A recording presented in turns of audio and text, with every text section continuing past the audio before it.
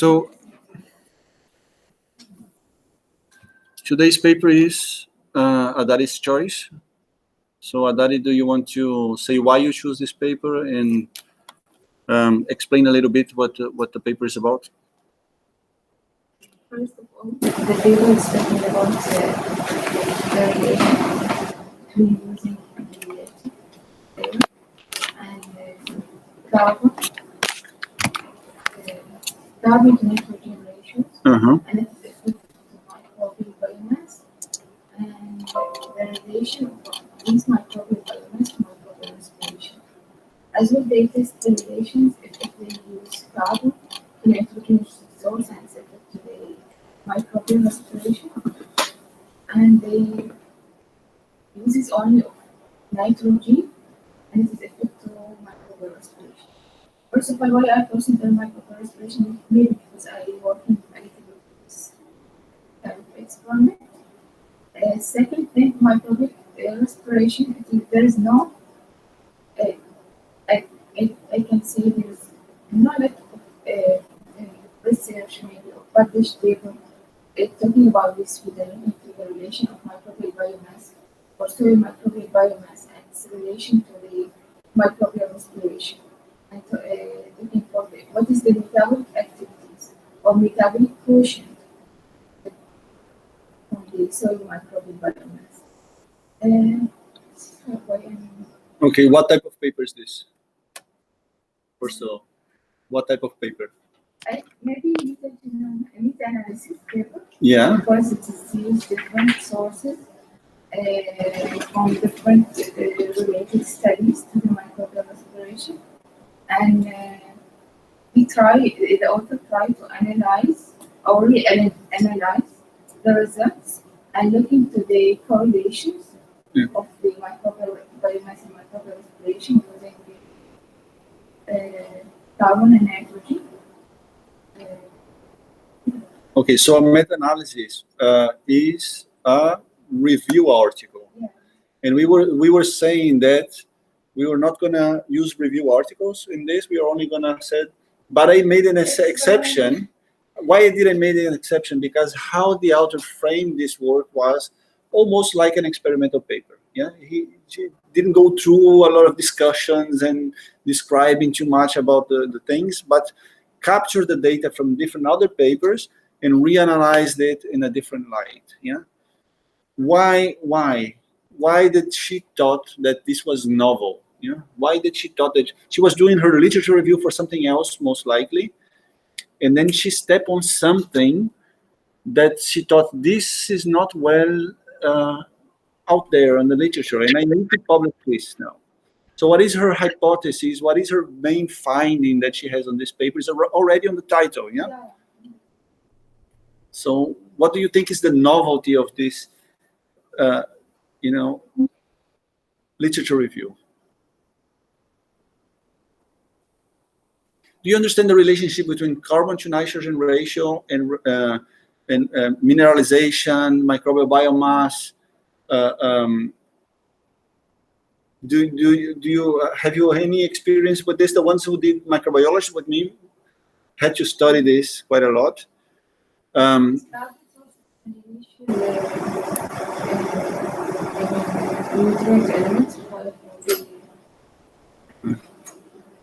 Yes, go ahead. Yeah, try for the microbes. So, try for the microbes on their metabolic activities. Yeah. It could be used from the soil, from decomposition of organic matter, or sometimes it is with a low concentration in aerobic microbes used from the atmosphere. Yeah. By splitting carbon dioxide and the carbon to reproduce. Yeah. So the basic principle between this idea is that each microbe will have a composition inside. So bacteria will have approximately between 6-7 carbon to nitrogen ratio. It means they have 6-7 times more carbon than nitrogen. Every time a bacteria grows, makes a new cell, it needs to have this amount of carbon and this amount of nitrogen. Okay, if the nitrogen is deficient, the bacteria starves for the nitrogen and cannot make more cells. Do you follow? There is not enough nitrogen in the environment for the bacteria to grow. This situation is high carbon to nitrogen ratio. So we suppose that, in theory, that more higher carbon to nitrogen ratio, you get lower biomass, even though you have high organic matter. So you have two conditions. If you have a lot of organic matter, is food for the microbes. But if this organic matter does not have enough nitrogen, then the microbes will not respond as much as they would. Yeah. And the next thing is the metabolic quotient. Yeah. Metabolic quotient is respiration per unit of microbial biomass. So if you think about respiration is how much CO2 is being emitted from the soil. The microbes are eating the organic matter, using as a source of energy and as a source of carbon. The product of the respiration is CO2. So the microbes are emitting CO2 to the atmosphere. But they are responding. They will only be able to use that carbon if you have enough nitrogen, okay? Now, when you talk about respiration, is a bulk parameter in a sense that the respiration is representing two things together. One is the biomass of the microbes. If you have more biomass, you have more respiration. The second thing it's representing is the activity of that biomass. Sometimes these microbes are very active in using a lot of energy from the soil. And sometimes these microbes are not very active in using less energy from the soil. Okay.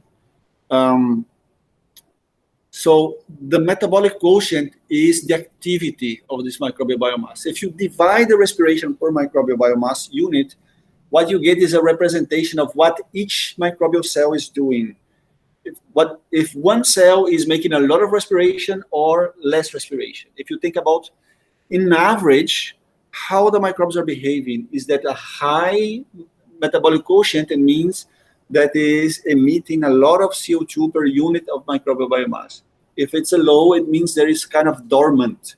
It's there, alive, but is not using the carbon from the soil. So the metabolic quotient is responding. Let me see here, maybe somebody's joining. Yeah, we have Abra is online, and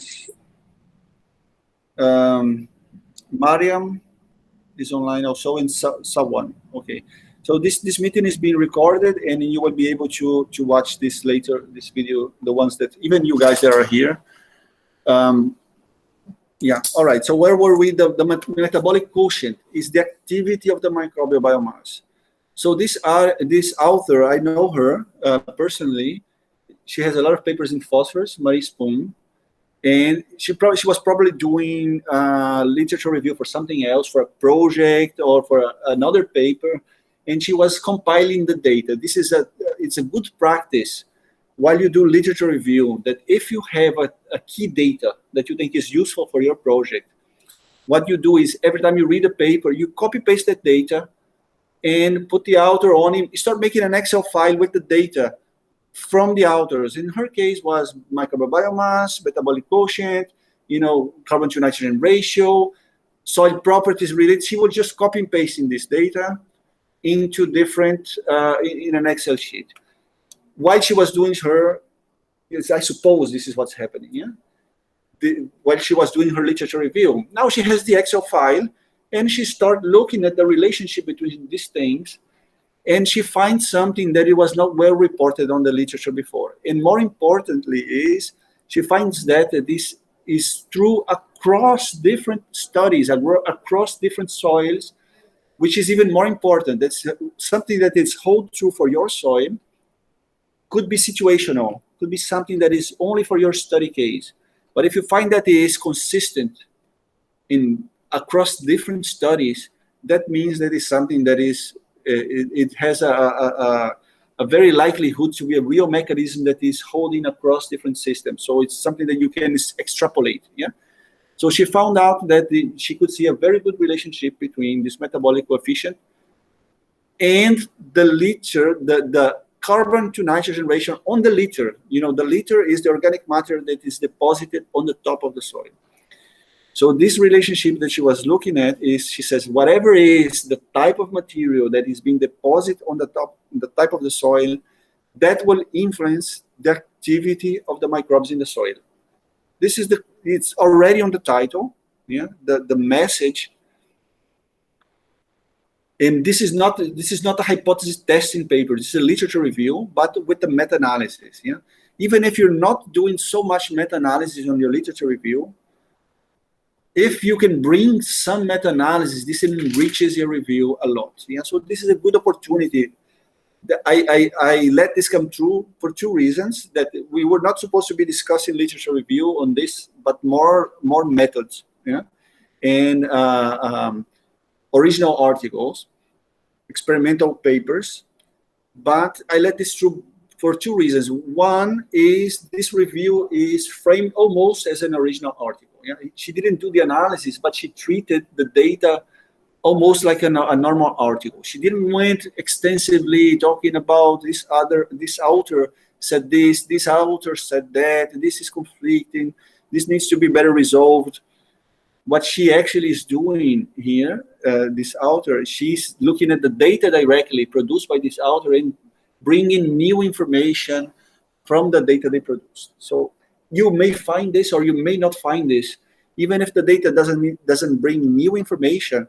Just by compiling them together and showing how they vary, these kind of things add a lot of value on your literature review. So if you're making for your thesis, or if you want to publish your literature review, having meta-analysis of data is fantastic. Yeah, I did this on basically all my papers. I did this, my reviews. Yeah?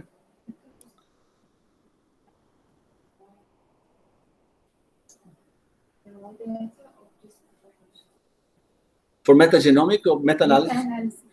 Yeah, so you have limitations of this, many limitations. Yeah, the first limitation is what the methods they use. Sometimes there's variations. Yeah, sometimes the units are different. You have to transform them.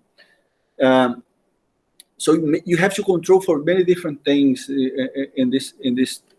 But what she did, probably what everybody does, is when you have these relationships and you plot them up, sometimes you get data that is really far apart from your relationship. So you have a clean relationship, but some of the papers are not fitting.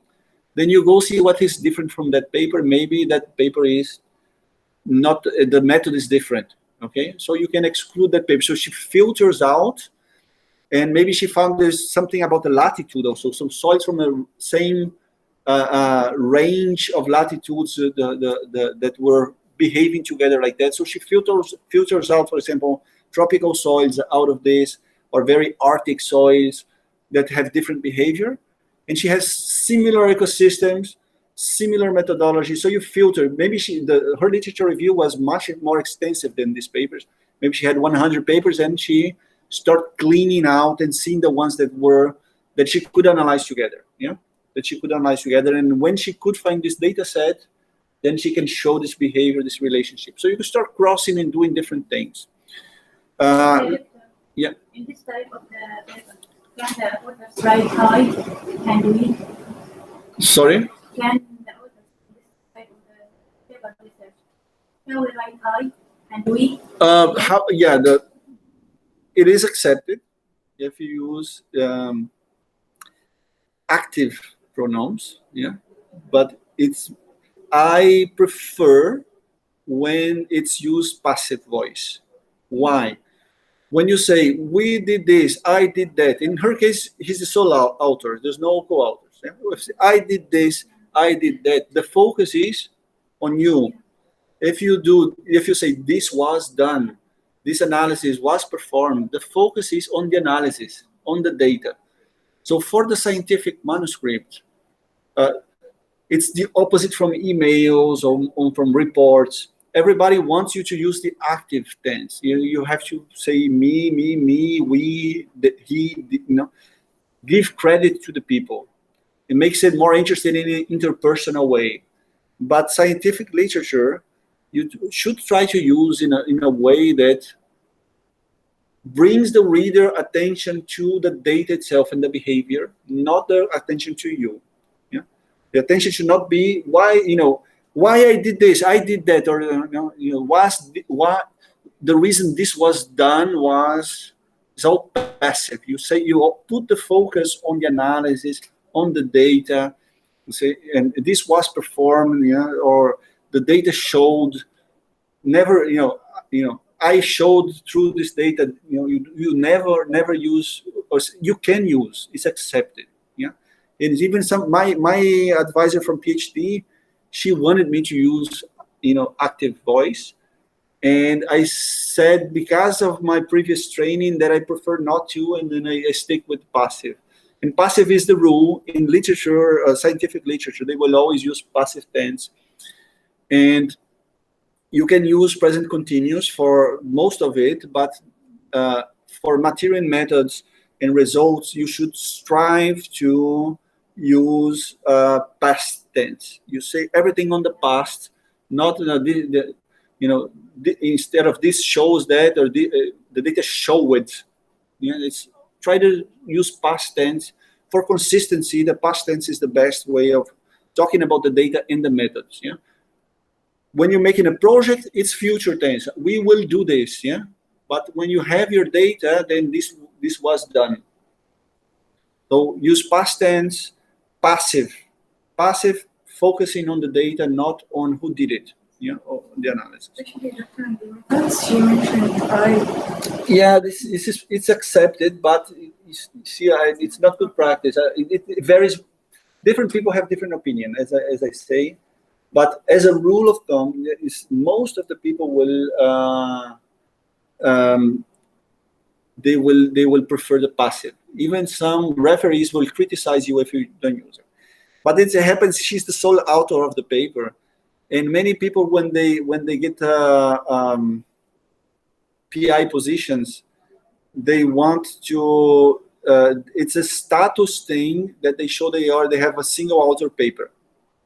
So even Ralph, that visited us last year, he has several papers that he's the only author on the paper, and I think this is a little bit ego busting in a sense.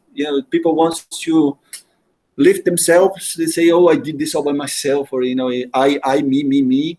But I don't think that is. You shouldn't do this. Yeah, nobody does anything alone. In Germany, she's from Germany. In research institutes and universities, by the rule of the institutions, you cannot include technicians on the paper. Yeah? The technicians cannot go. Why? The technicians, they don't have higher level education in Germany. It's a college education. So they don't have bachelors. The technicians, they study as a training for doing lab work.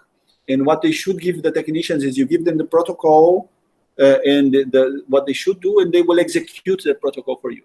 They are not trained like a bachelor's or master's. In other countries, even people with postdoc position, they end up being technicians because they didn't find another job. Yeah, and while they are technicians, they are as a researcher. Yeah, you will have a technician position, but you will work as your a researcher in the institute. But in Germany, that does not happen. And you find that this type of things in Germany happens a lot, that she has a project and there's so much problem in including students and hiring postdocs and these kind of things in the projects. For them, it's more comfortable to hire a technician. And they end up having like 5 technicians working for them, and they are the only one authorized to put the name on the paper because of that. So this happens also, but they like it. I would say they like it because it's like a status thing. So this is weird. Even if you don't have anybody on your paper, you should find somebody on your institute or another institute to be an idea sparring, have a function of sparring your ideas. You should talk to somebody and work these ideas through and mature these ideas. It's not that you by yourself, just you in your micro world would know everything. Maybe this same type of paper, if she runs to other co-authors, they will have other ideas. Maybe you should do this other analysis on this data, and this will be enriched. It's a very simple study, could be maybe enriched if you have other co-authors which would really collaborate. So this is the case it's a culture in science in France and Germany and in some other places also, that they want to have sole authorship papers. It's the opposite in UK. They want to have papers like with 60, 100 authors. The more the better. Like the papers in the Large Hadron Collider, for example, they have 300 authors, 1,000 authors, because everybody's involved on the big experiment or something like that. I have one review article that had 80 authors. It was a conference. Everybody was split in groups. In the discussion sessions, we made that a review article. And I was third author from the 80, but still, everybody contributed in some way to the paper, and everybody is author in the paper. This is the style of the British. They want to make a teamwork, the bigger the better. And this, for their culture, this is adding value to the manuscript. For other people, they want to get rid of as much as possible because it gives them more protagonism. So they will feel that they have more central role in this. But either way is fine. Sometimes it's not even ego thing. It's just because of the technician thing that I was telling about, or maybe it's just this paper is very simple, very quick. Maybe she just wants to use it as a short report. Get out there, have the information out, communicate it quickly. It doesn't have to be a big thing. It's just like this is novel, this is simple. I just make it quick and get out there and publish and have the community know what I found. Yeah, know what I found. There's no need for making a big deal out of this also. So I would, knowing the person, I wouldn't say it's like a ego thing, but knowing Ralph, I wouldn't say that also about Ralph, but Ralph has also several papers in which he's the sole author in that. So there's some value for CV or this kind of things that they are showing that they're doing things in a more isolated way, depending on the culture that you see. Yeah. But do you think it's better, like the experiment? Yeah.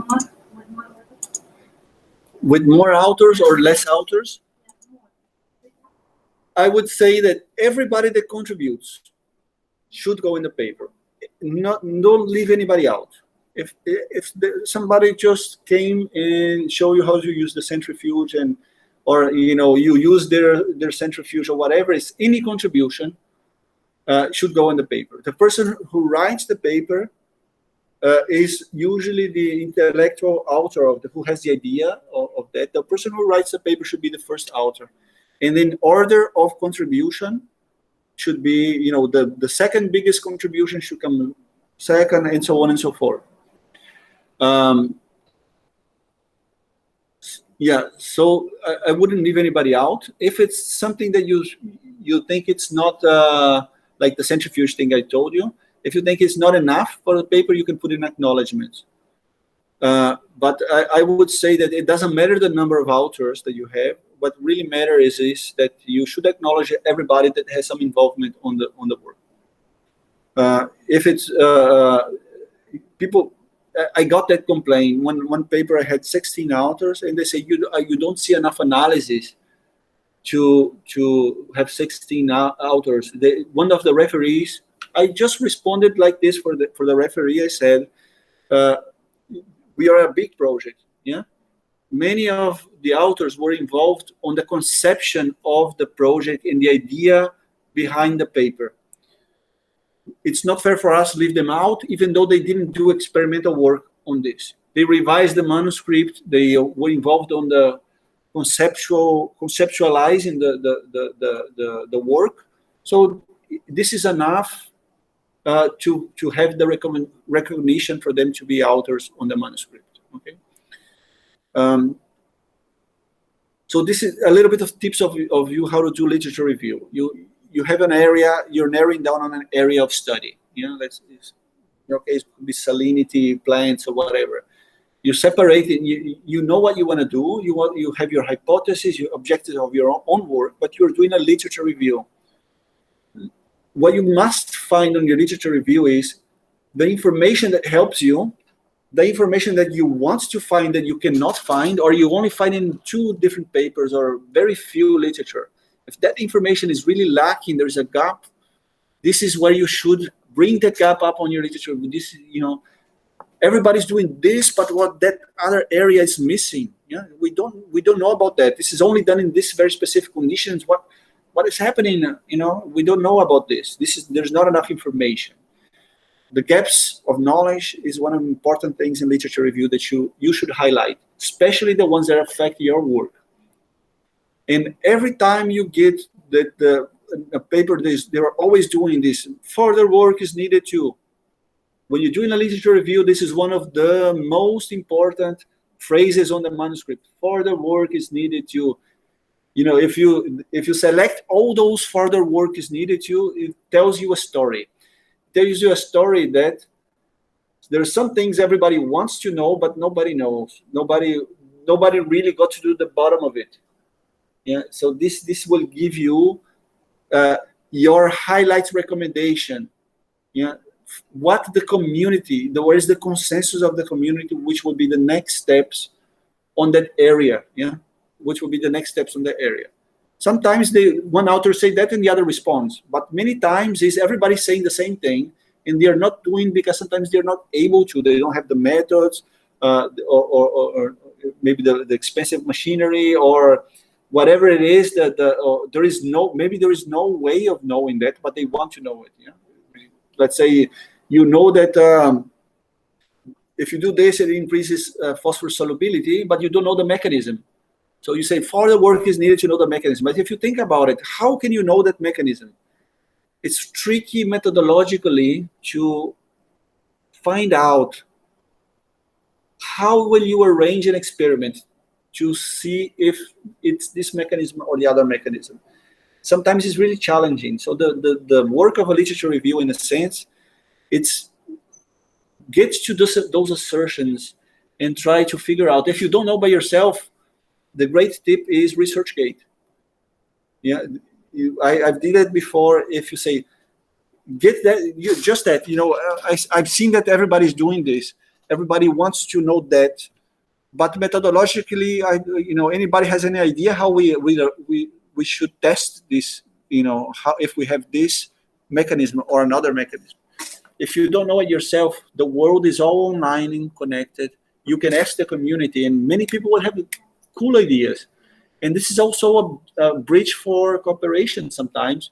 Sometimes people, very big names, they will respond to you, and then you say, oh, yeah, I'm going to do this. Do you want to, cooperate with us? Yeah, this is one of the great ways of these times, that before you have to write a letter, even to find a paper from the author, you have to you ask them a print of his paper. He will send a letter back with the paper printed for you. It will take months to arrive, weeks, and you're doing the science the slow way. Now you download everything, and if you don't understand something, if you don't know something, just ask online. Many people will help, and this is a way of you should network online the more you can.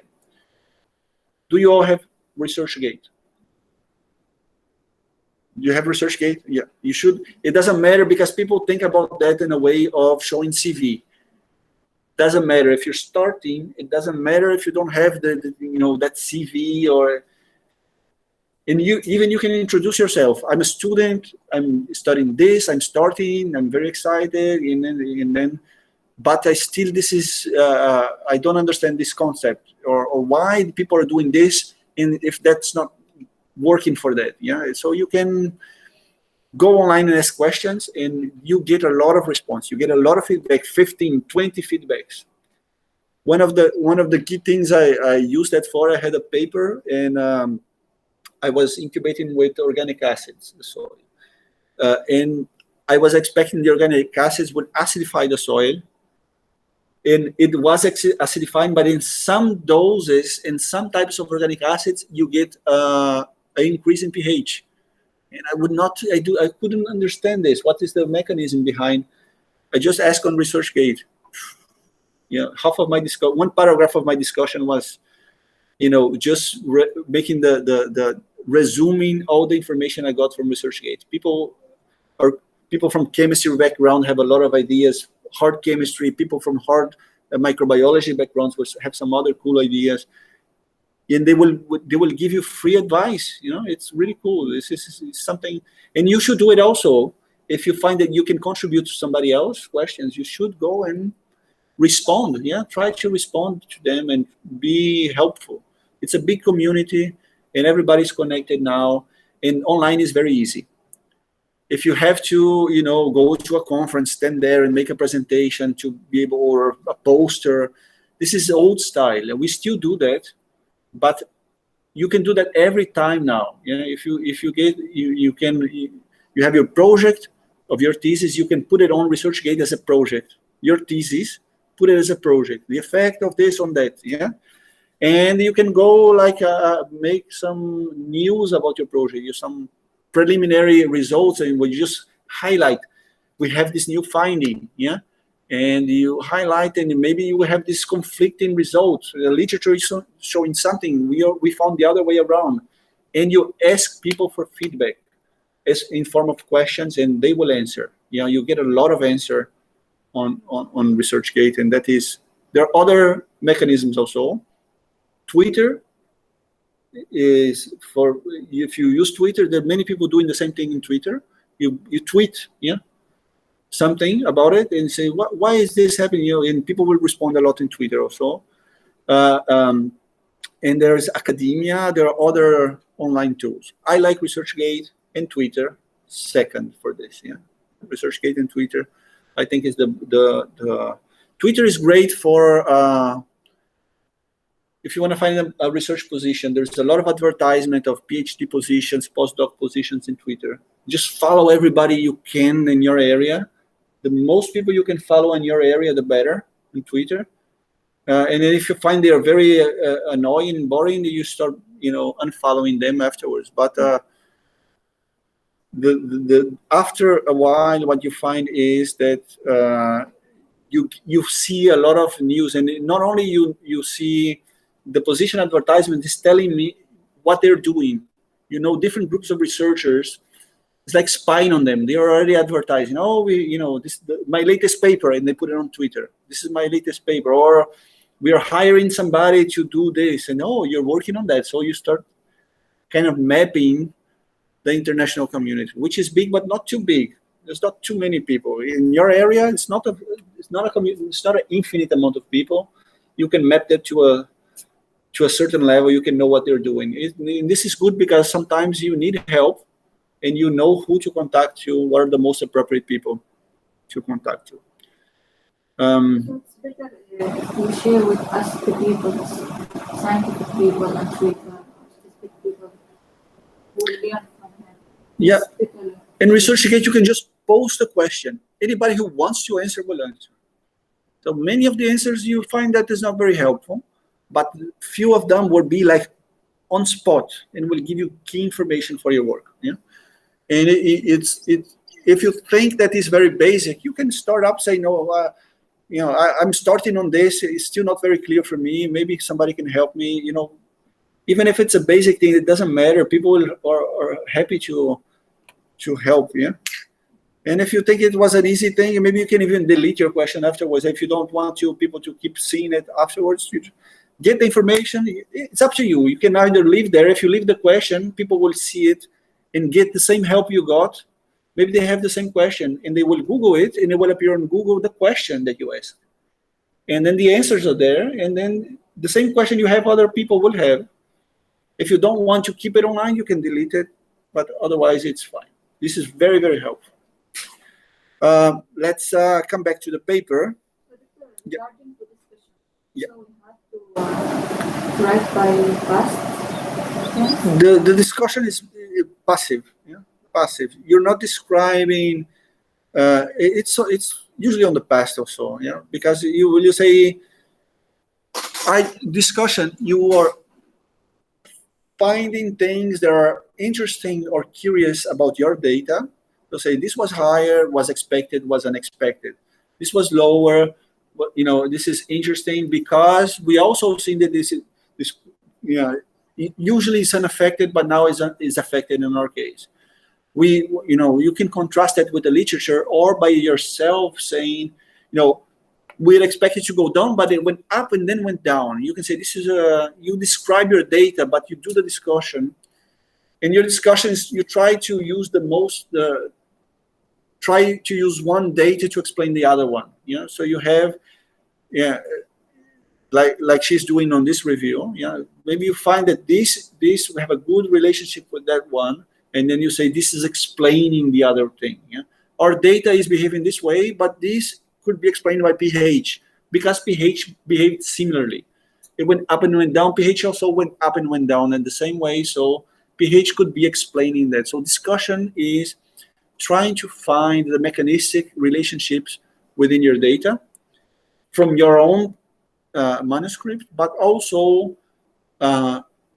contrasting your data with what is the common knowledge on the literature. If it's the common knowledge on the literature that it should be behaving like this, unsurprisingly, yeah, as expected, this happens like this, and most likely is the function of, you know, this is what is causing this, already reported by this author, that author, or many literature, and you cite 3 of them or 4, or a book chapter.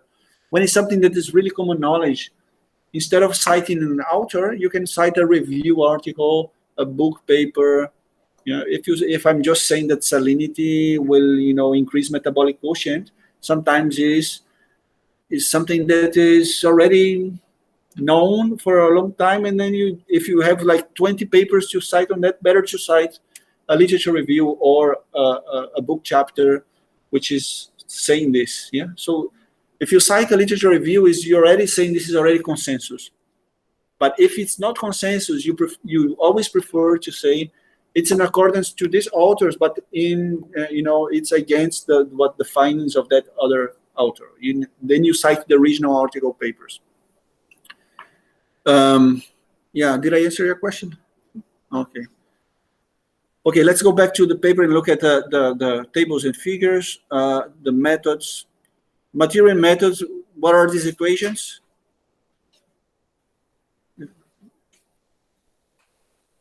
Material methods,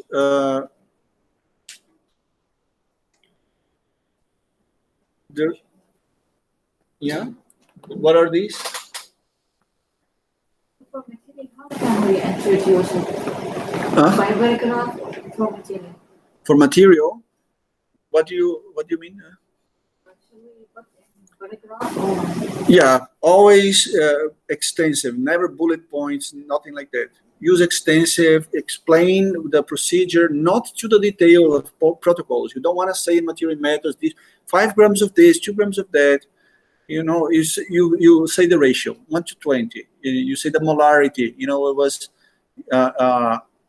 was shaken with sulfuric acid, 2.5 molar, 1 to 20. You don't say we weigh 5 grams, add 20 mLs, and you know, it's not what you do. It's you try to keep it as short, concise as possible, but give enough information that anybody else could reproduce your work. Yeah? Give enough information that once the ratio is maintained in the molarity and all these kind of things, it doesn't matter how much soil you use, if it's 1 gram or 10 grams, or you know, it's maintained the same type of analysis. Just give enough information, the most compact way possible. And if you're in doubt how you do it, mimic similar papers. You look at the papers that do similar work that you did, and how do they describe the methodology? Try to do it similarly. It's like scientific literature is very boring to read, but it's efficient in some way. So it's the methodology is always saving space. You shouldn't go too extensive on methodology. So if you want to read that, you don't want to read that for entertainment. You only want to read that if you want to do what they did. And you have to have enough information there to reproduce. And if you do not find enough information, contact the author. Email them. They should tell you. You say, oh, you jump from this to that. How do you calculate it? And they should respond you. Yeah. So it's okay if we combine the materials and method with each other. No need to separate the materials. And no, materials is like an old thing. You should cite the source of your chemicals, and where do you get your consumables and stuff. So what's the brand of your equipment that you use. For example, if you're using a spectrophotometer, you want to say what type of spectrophotometer and what is the maker, and you have, this is the sort of things that materials refer to. What is the source, the type of your chemicals? Maybe you're saying you're using one that's analar, and they'll say, why this analar is bad quality, you should use the Sigma one, or you see? And you get criticism also with the materials, but it's not often. It's just, if somebody wants to buy and do the same thing you did, they will buy from the same source. So materials is just saying all chemicals were purchased by Fisher Scientific, whatever, for analysis. It doesn't matter. It really doesn't matter. The materials doesn't matter too much. The methods is the critical part of material methods, which tells you how to repeat that work. Materials is important when you make it yourself. One example, if you are purifying the phytate from wheat, and you said, I made my activity with purified sodium phytate, what is the source of your sodium phytate? If your sodium phytate, you made it, then you have to say that you made it using, what's the plant that you use, what's the procedure, what's the protocol. You can cite it. You according to tarara, tarara. When you're making your own material is a critical part of your methodology. When you're not making your own material, it's not so critical, but you still have to have a minimal information about it. So we have to keep the raw data. Raw data? Yeah. There's a trend now that you should deposit your data. When you publish your article, you should deposit your data for a common database that other people can look at the data also. But I would say most of the people don't want to do it. Even in ResearchGate, you can publish your data also. I say it's recommendable. You should do it if you think if you're not going to use your data to another publication. You should do it. Many people could do this type of analysis instead of back calculating things. They can go in your data sheet and get your data directly. Yeah. But what I mean, publishing your data is not the raw data that you get from your measurements on the plate reader. Is the already calculated results. You're publishing the data from respiration, not the data from absorbance that you get. Yeah. So the raw data is used. You use that for your calculations, and you publish the data. It depends on what you want. You can publish for each replicate level, or you just the average plus standard deviation. There's different levels of how you should do this. This is useful for the authors who are doing review in a sense, because some things are presented only in figures, and if you have to find what is the exact value from a figure, it's very hard. But if you have the spreadsheet, it's 16.5. But you say, is it 15 or 17 or 16? When the figure is not very clear. But if you get the data from a spreadsheet and 16.578 or whatever is the data, so it becomes easier for who else is trying to analyze that comparison. If you show the data, really, show the data is a good practice, I would say. Many people don't want to share because they want to still use the data afterwards for some other analysis, or they don't want to be. They just stingy in a way that they don't want people to use their data for making more publication based on their own work. Yeah? But I think this is good practice in a sense that if they use your data, you'll be cited. Yeah, they will. This is a citation for you. So if you want more citations for your work, publishing the data is a way of maximizing that also. If you use your data, they will not put you as an author, but they will cite you. So the citation is also useful for you in a sense. All right, results. So these equations are for the regression analysis.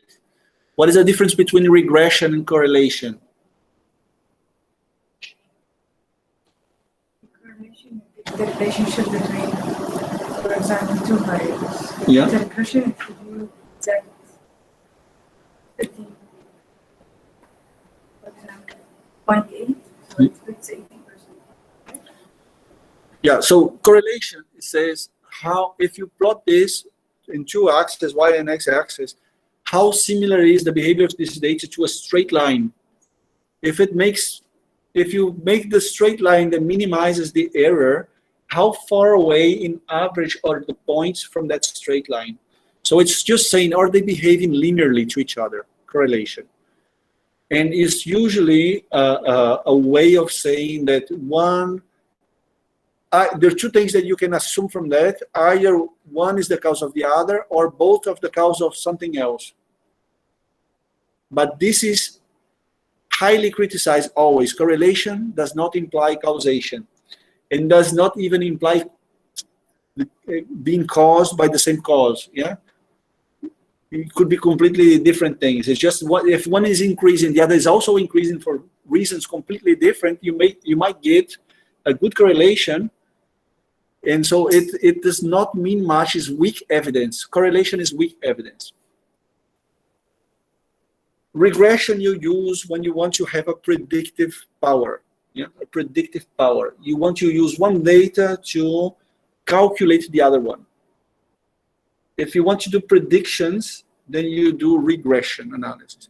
You already have established it. You have a causal relationship. One is influencing the other. And now you want to know, if I have this value, what do we expect the other one to be? If I measure this one, what do we do? How much is the other one? What it should be based on, in average, you can calculate the other one. And you can do this either a linear regression, like similar to correlation, or you can use any function you want. So these functions that she shows here are the list of functions that she used for this regression analysis. You just have to fit a model, with statistical software that will minimize the error. The error is the distance from each point to that line. If you average the error from all the data points that you have, whatever combination of parameters from that function that minimizes the error, this will be the outcome of the regression. Yeah? So all these parameters that you get here, the B1, B2, or C1, C2, C3, this is what you get from the regression, actually. These coefficients are the data that will fit the equation in a way that minimizes the error. Yeah. So this is the response from a regression analysis, or these coefficients that you get. Next, table 1 is just a list of the literature. Yeah. Number of data points, latitude, plant analysis. Yeah. So, and the next thing is correlation analysis, which she marks depending on the number of data points, your threshold of significance changes for the R. Yeah. The more data points you have, the lower the R that makes a significant correlationship for the Pearson coefficient in this case. Yeah. And you can do some analysis on correlation. Correlation usually is able to support your discussion, but it's not proof of anything. Correlation will support your argument. If you say, we think pH is causing, and pH is highly correlated, that isn't, it helps your argument, but it's in itself is not a proof. Yeah. How do you prove causality? You have to manipulate as a treatment. You change the pH and see what happens. If for the same situation, you're increasing the pH or decreasing the pH, and the other parameter is changing as a consequence of all the rest of the parameters controlled, then you are proving that they have a causality between them. But the correlation by itself is not showing you that. Yeah? It's a random data from different soil properties. Correlation by itself helps on the discussion, but it's not proof of causal relationship between different parameters. Yeah? The p-value, yeah? The p-value on the correlation, you can establish your p-value. If you say 0.05, it's a probability. Yeah, you understand p-value when you do ANOVA or when you do post-hoc analysis. P-value, the easier way of understanding p-value is if you repeat your experiment this amount of times, one by chance will give you a false result. So if you see that they're significantly different, and if you, let's say it is 5% probability that they are significantly different, if you repeat your experiment 20 times, just by chance, one of them will tell you that they are not different. But not because you did anything wrong, it's just how the data is varying by itself. You get, by chance, you will have one result that, that I post some video about this for myself and about p-hacking also. You've seen that, the why most research is wrong, the one from Veritasium. This is very interesting for you. This is on the Moodle. Check out this video. Yeah, so p-values are the standard of how rigorous you are with the likelihood that your data is really telling you information, useful information. Probability, if you say it's 5%, is 1 in 20. You have 1 in 20 chance to be wrong. If you say 0.01, now it's 1 in 100. If you repeat your experiment 100 times, just by chance, one time will be wrong. So you're more rigorous. The more you get closer to a very small number, the smaller it is, it means that you are very likely to be right. Very likely to be right. And this is a very it's analysis of variance. So the less is the standard deviation, the smaller the standard deviations, the more the significance you will get. But there are things you have to be careful about this. One is, you might say there's a high probability that my results are different from each other, but let's say one is 19 and the other one is 20, but my standard deviations are so small. But my data one is 19 and the others that I have, below 0.01 p-value. So the probability is very high they are different from each other. But is this really important for you? Is 20 really different from 19? For the plant, for whatever you're measuring, is that really important result? It could be highly statistically significant and could be still meaningless. On the other hand, you might have the one result is 20 and the other one is 100, 5 times higher. And let's say your p-value is 0.1. Yeah, it means that you have a lot of variation on your data. Your error bars are huge. The results are highly important for you. 5 times more is huge, but means your replicates are varying so much that you're not entirely sure that this is by chance.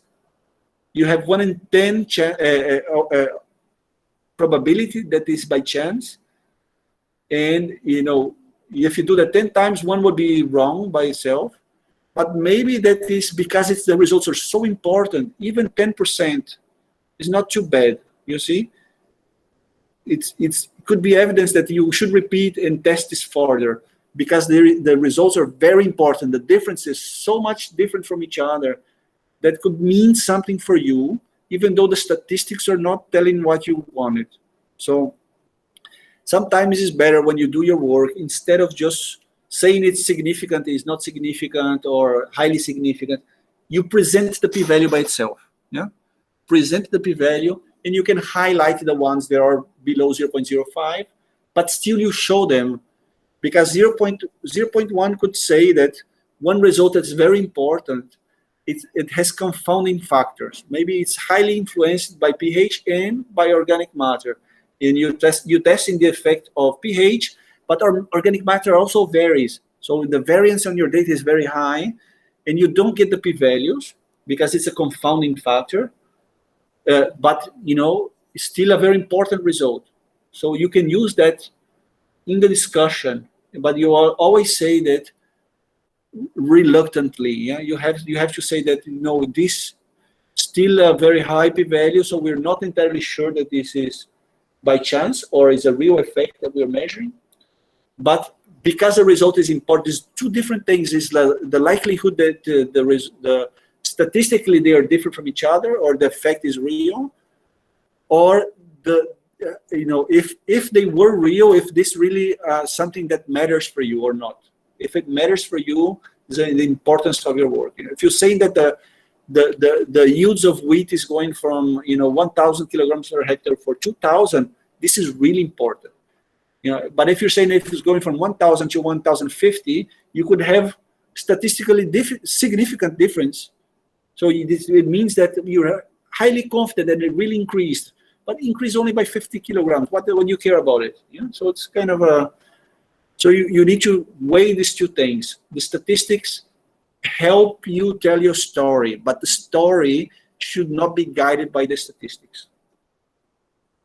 The story is not. The statistics is not part of your story. The statistic is telling you what is the likelihood that what you're telling is really by chance or not, or is really an effect or not an effect. But it depends on hypothesis and conclusion. Yeah. Yes. So yeah. So hypothesis testing is science. Yeah. Hypothesis testing. The ANOVA is statistically proven hypothesis testing. Let's go for another table or another figure. Figure 1 is just showing the graphics of correlation and how strong. Why is she showing the graphic here? First of all, she doesn't have much to show. It's a small paper. And sometimes you have good correlation, but all the points are here together and you have one point over there far away. And just by showing the coefficient of correlation, sometimes the correlation is very inaccurate because of the shape of the distribution of your data. But by showing that the data is well distributed along the line, it also helps her argument that this correlation is really real. Also, what you want to see from these correlations is, are they crossing on zero or they are not crossing on zero? Maybe you have baseline of some parameters. Some parameters are already starting. If you have zero of the other one, this parameter is already starting at some value. So this baseline is also telling you information about what is happening. This baseline. But you see, it's a very simple analysis. There's not much to it. The key findings are already stated right away on the title and the abstract, and it's just that she hadn't seen that spoken out clearly before or represented, in a way that shows that this is happening across the landscape. Is not something for one study. This is really true for everything. If nobody said that before, it makes that novel enough that you can publish. You don't have to be, have a huge finding to have a good paper. You just have to have something that nobody else have seen before. It's novel, publish. Yeah. If it's novel, publish. How good is the journal?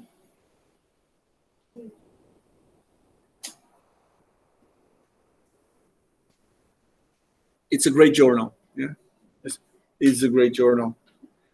There's this thing on the top right, you see on the manuscript, the EGU sign. EGU journals, even if they're low impact factor, go for them. They are, they are prestigious, and they have a different style of publishing that you have. I never published an EGU journal, by the way, but I have some friends that publish there, and sometimes the impact factor is not high, but give it a couple of years, it will go up. EGU journals are very, very respectable and prestigious. EGU, European Geosciences Union. Yeah, this is equivalent for the American Geosciences Union. There's a big meeting happening in April in Vienna every year. This year, of course, was online because of COVID. But every year, April, people go to Vienna to meet, and there's 12,000 people. Is this the American one? Maybe it's 12,000 in the American, I don't know. But it's a huge conference, huge conference. And there's people talking about water in Mars, talking about phosphorus in wadis. There's education studies. You find everything on geosciences on this meeting, everything. So it's really, really a big event, and everybody likes to go there. And not only likes to go there, but if you feel that you are a leader on the field, you organize sessions of the conference. You can organize, if you have enough people submitting abstracts for the session you organize, then the session is accepted. So you can go there and say, yeah, I want to be our organizer. My session title is this. And if you can persuade enough people to submit abstracts, you are the organizer from the session of the conference. If there's not enough abstracts, you're canceled. Yeah, the session is canceled. So yeah, so if you have a big network of people, if you're leadership on the area, people are always trying to do this as a way of, consolidating their position on the community and this kind of things. EGU, the journals are very good in general. This is 3-point-something impact factor, I think, 3.9. But in general, even if there's a new paper that is just, I think this is the second year it has impact factor. It's called Soil, I think, in EGU. It's a good journal also. Even if the impact factor, I don't know how much it is now, but soon enough it will be one of the highest. EGU journals are very good, very prestigious. Yeah. And the author also is well known. It's a good author, well known. She does some work on the Marie Spoon on phosphorus also, and the community I come from, everybody knows her. Anything else you want to add or ask? Let me check the people online here if they want to make some questions. Chat. Anybody online wants to ask a question? Let me. Doctor? Yeah. About the materials and method, it will be acceptable if we talk about if we have some experiment and we use some devices. Can we explain how this device can work, or how I can the result from it? Not the results, just how it operates. Yeah. The design and operation, but not the results. If you're testing the device, you should use a section of the results and discussion to report the results from the calibration, the testing. Yeah, unless it's something very standard, like a calibration curve or something like that. If it's very standard, you don't even say it. You just say it was calibrated across a standards range in this concentration or whatever. If it's a device, and if it's new, and if it needs testing, the data from your testing should go on like the first part of your material methods, of your results, sorry, not in material methods. What usually goes data in material methods is, for example, if you're using 10 different soils and you have background properties of the soils, you can state them on material methods, because it's not something you are analyzing as part of your range of influence, but just background information about the soils you use. So this type of data can go on material methods, but results from testing equipment should go on results and discussion. Or supplementary material. If you find that it's not fitting the results and discussion, you can send it to supplementary material and refer to it. Yeah, refer in the paper figure S1. It means supplementary material figure 1. And then you provide the supplementary material, and the readers will have access to it. But you should not, go over too many results on material methods. More questions?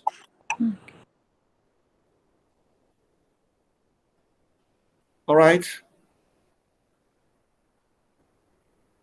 Okay, so I'm recording. I will upload this video and I will share on the Moodle also. If you want to come back to the discussion later and do it.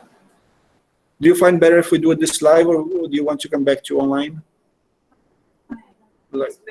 Okay, so I think we get more interaction, more engagement if we do it live. We do it online. I was struggling to get feedback from you. Struggling. All right, okay. I will stop recording. Thank you very much for attending, the ones online.